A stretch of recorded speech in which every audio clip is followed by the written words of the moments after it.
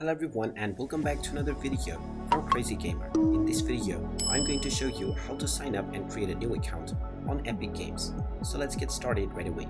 First of all, open up your web browser and then in the address bar type in epicgames.com and press enter. You will now be taken into the official website for Epic Games Store. Now if you wish to create a new account, then click on the account icon at the top right corner and you will be taken into the sign in page.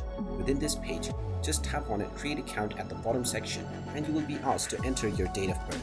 After typing in your date of birth, tap on the continue button and now you will need to enter your country, your email address, followed by your first and your last name, and you can also choose your display name. Finally, enter your preferred password for your account and then click on the checkbox to agree with the terms of service. Now click on continue and you will be asked to check your inbox to find the verification code.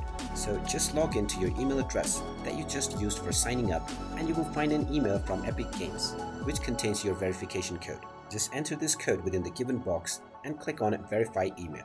And now you will be signed up and logged in to your brand new account on Epic Games right away.